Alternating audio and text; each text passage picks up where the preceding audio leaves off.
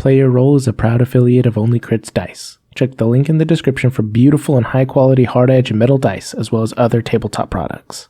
Okay, full disclosure, this is not the first time I've broached on this topic. In fact, one of the very first videos I ever posted on the channel talked about this. That being said, it was something that was made a long time ago and I think missed on a lot of key points and doesn't really cover the series that we're doing right now. So I do actually want to go ahead and do this again and go ahead and try and get what I wanted to talk about the first time, but really lay it out in a much better format with better audio quality and better camera. So I'm going to be doing that. So that being said, what am I talking about today? Well, we're talking about evil characters. I'm going to jump right into that because evil characters is a topic that has been talked about a lot. And there's a lot of really good advice out there on how to play evil characters, but at the end of the day, it gets really difficult to talk about them because evil characters are not really defined by anything. You can take a character who you give evil qualities and they're still not necessarily evil. Evil is a very nebulous thing. In older editions of D&D, evil was actually something you had to put on your sheet and it had actual effects, but these days, evil is just something on the alignment chart, which is very rarely used at all in the rules. And so when you talk about an evil character, it can be really difficult to nail down what exactly that means. So for the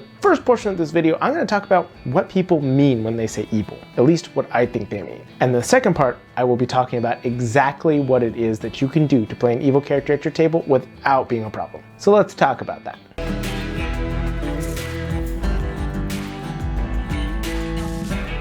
So, evil characters. We all know, and it is very obvious at this point, that evil is not really something that exists. Moral ambiguity is just how the world works. Everything works in shades of gray, not black and white. There isn't necessarily good and evil. Even people who say, oh yes, there is evil, it's just very rare, if you ask them what that evil is, there's always somebody who will have a different opinion. It gets very, very difficult to define those things. And so when people are talking about playing evil characters in D&D specifically, usually what they're talking about is a selfish character. Now in the first video I ever talked about evil characters, at the end of the video I ended up saying that you don't actually want to play an evil character, you want to play an anti-hero. I'm actually going to go against what I said there. I do think anti-heroes are an amazing archetype for people who like to play this type of character, but they are not the only way to do it. And here's a particular reason. An anti-hero isn't necessarily bad, they just have conflicting methods with the group that they're working with, which is fine. A lot of parties deal with that. And usually the anti-hero has those conflicting methods, but everybody kind of wants the same thing. They all have the same goal, just different ways of doing it. And so when you play an evil character, it can be really difficult to define what makes them evil. Are they an anti-hero or are they evil? Because evil characters are inherently just selfish. They only want what they want and they don't really care what they have to do to get it. And so obviously when playing this in a D&D party, not gonna work so well. It becomes very difficult because the inherent problem is you base your core character on the fact that they will not work with somebody else. They will not work with a party. And yeah, I could go into all the different advice on how to be able to play that, how to be able to take care of that, what to do. You can make sure that your goals align with the rest of the party. Sure, that works. You can make sure that what you're doing is the same as the party even though your methods are off. You can make sure you have redeeming qualities, but all of those things are obvious. When I saw most people asking me to talk about evil characters, they were talking about villains. And villains are very, very different. Villains are immorally reprehensible. They are incapable of being redeemed. They simply are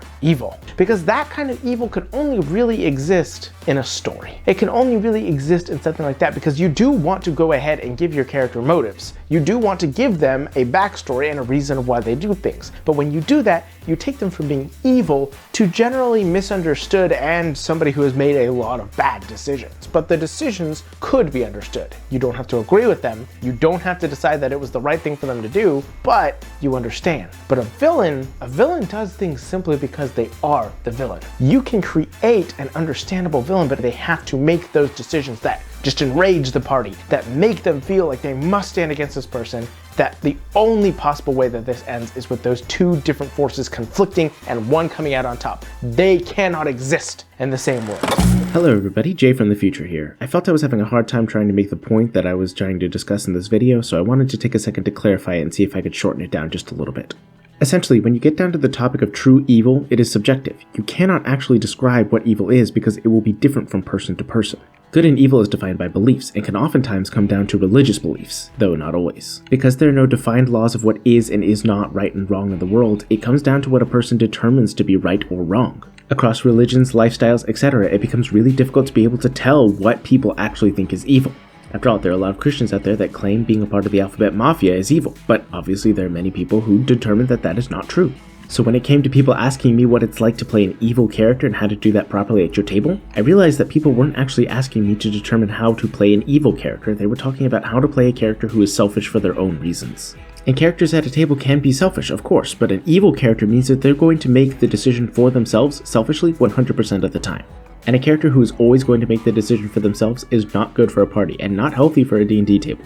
So ultimately, the reason this video was so hard for me to make and the reason I was having such a difficult time making that point is because simply I was asked to define something that is really undefinable. An evil character is not defined quickly. It is something that everybody has to be able to determine for themselves, and therefore I can only do my best to describe how to play a selfish character, which is ultimately something that is very difficult to play at the table and so needs a lot of nuance, hence this video. Hopefully this helped clarify things and wrap up my ramblings. Anyways, back to the video. Thank you.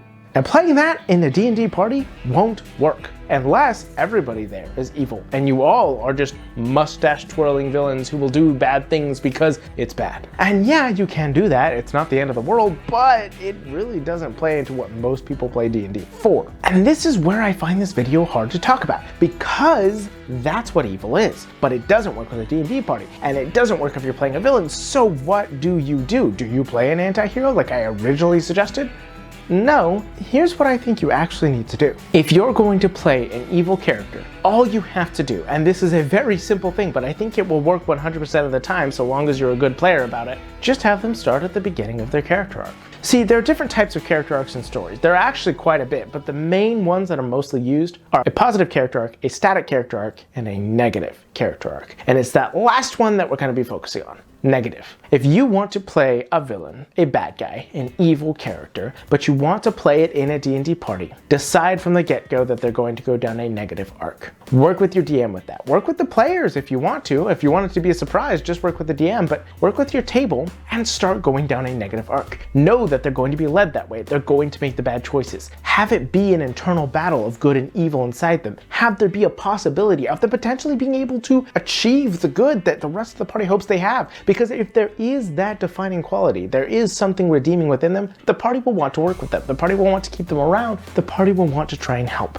But at the end of the day, they're going to go downhill, and you know that. And that's how you play an evil character. You can make those bad decisions, you can cause them to be a morally reprehensible individual, but there's the knowledge that it may not have to end that way. And that makes it an interesting story. It makes it so you can work with the party, because when eventually you make decisions that conflict with the party, we know where that's going to go. They don't have to keep you around because you are eventually going to become a villain. Now, if you want to play an evil character but generally actually work with the party, I do recommend anti-heroes. Anti-heroes really are the way to go. But if you really want to play evil, and a lot of people in my comments really seem to want me to talk about not anti-heroes, not morally gray individuals, but really evil, this is how you do it. You intend for them to become the villain. You intend for them to become a problem, but do it in an interesting way where the party can interact with it and it becomes more interesting. And the way that ends becomes the absolute best, because eventually they'll become an NPC for the DM. And now you have a villain who has personal ties to each of the party members. And that is a fun story. So try that out if you actually want to be something like that, something that evil.